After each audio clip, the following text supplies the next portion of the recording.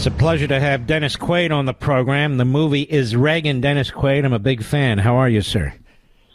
Mr. Levin, I'm a big fan as well. I watch you every Saturday and Sunday.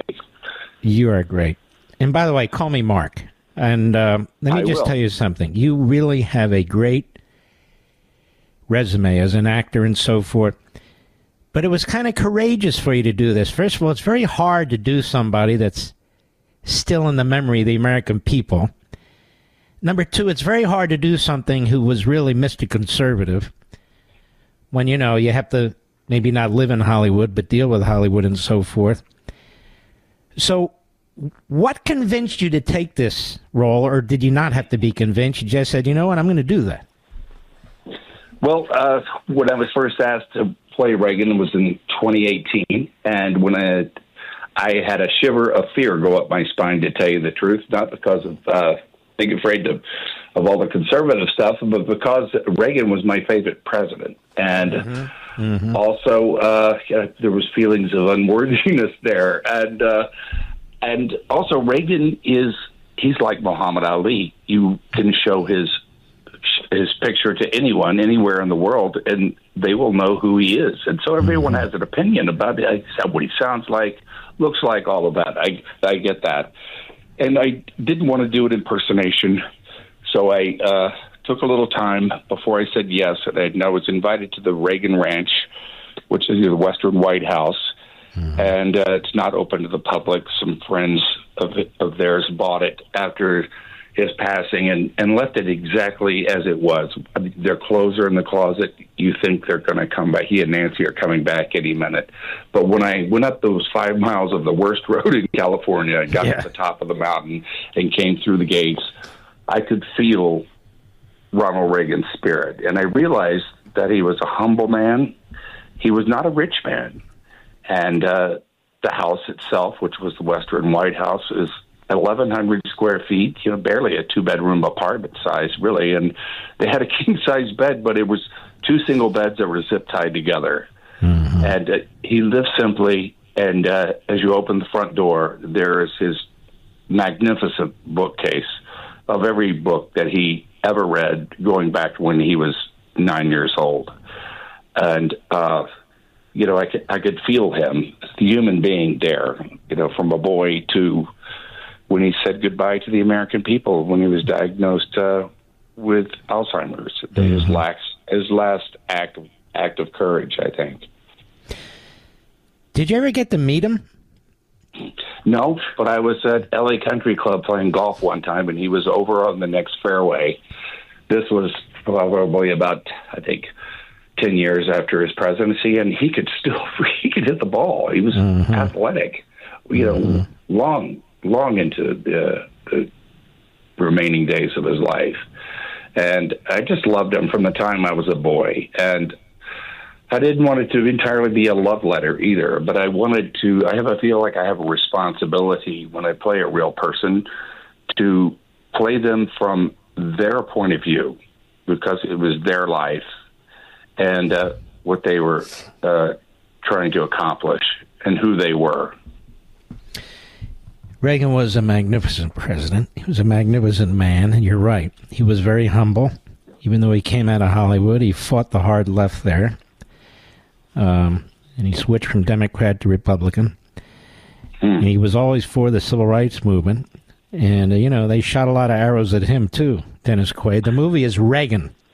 And you can find out where it's running, Reagan.movie. It's very important that this audience go see this movie for many reasons. Number one, Dennis Quaid is a great actor. Number two, Ronald Reagan was a great, great president. And number three, the more that you go into these theaters, the longer it'll run. And we want the American people to know who Ronald Reagan was, particularly the younger people.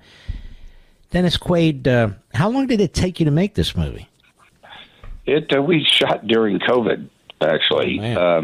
We were one of the first films to shoot after the epidemic hit, and that was in October. We shot it almost entirely in Oklahoma, in Guthrie, Oklahoma. It looks a lot like Dixon, and it created a lot of effects around, for Berlin. And then we shot for 3 weeks at the Reagan Ranch was, here we were doing these historical events that right there on the spot where they happened. And it was really something. I mean, I had to pinch myself sometime with about my life. Mm-hmm. And it really was a love story, he and Nancy, wasn't it? It truly was. I don't know if there would have been a President Ronald Reagan if it wasn't for Nancy.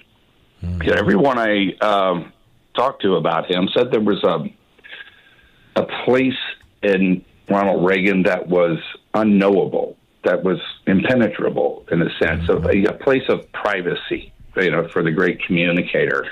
And I think if anybody, Nancy knew where that place. I think his mother was aware of that place. I think that's his maker, where he communicated with his maker and his most private thoughts, I think, in the eye of a storm. But she was, and Penelope Ann Miller she channeled Nancy Reagan and made my job a lot easier. You talk about this bookcase and all these books. He was an extremely well-read man. He read a lot of philosophers and economic theory and this, and yet the way the media covered him, I mean, there's no second of what they're doing to Donald Trump. But they were no fan of Ronald Reagan, and they used to write about him as if he was foolish, if he was dangerous. They used to write about him like he wasn't that smart. Yeah, he was actually very smart, wasn't he? Very, very smart. He really did his homework. And, here's the thing about Reagan to me, and the thing about Donald Trump, is that Reagan lived his life, and he governed by principles, and those transcended political party. And that's, you have to make some hard decisions, sometimes unpopular decisions that way. Mm-hmm. But I also believe that Donald Trump governed that way. If you look at this election and the election of 1980, it's uncanny how similar the issues are to what we have today. You had inflation that was out of control. We had hostages in the Middle East. We still have hostages over Gaza. Nobody talks about them. I wish somebody would talk about them more, actually. We were being told we were a nation in decline. There was Jimmy Carter himself remarked on the malaise of this country. And Reagan came along and said, no, we're going this way. And he made America first and showed strength with our enemies, our adversaries, and the bad actors around the world. And that's the way he achieved peace. That's the way he won the Cold War. It took a Cold Warrior like him to be able to be, then he could be pragmatic in dealing with the Soviets when the time came. I wish we had more time. I understand we don't. And I think when I come back, I'd like you to come back. I'd like to talk about this more. And I'd like to get you on TV.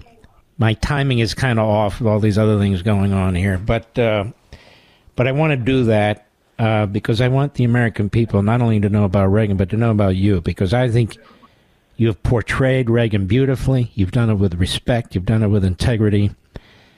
It's very hard to pull something like this off. Very, very difficult. And I want you folks to check out this movie. You can find out where it's playing in the theaters. Reagan.movie, Reagan.movie. Any final words, Dennis? I would say go see this movie, especially you baby boomers. You're always complaining about bad movies. If you were born before 1985, you get to remember how great this country was. If you were born after 1985, you'll get a glimpse of how great this country still can be. God bless you, my friend. Beautiful movie.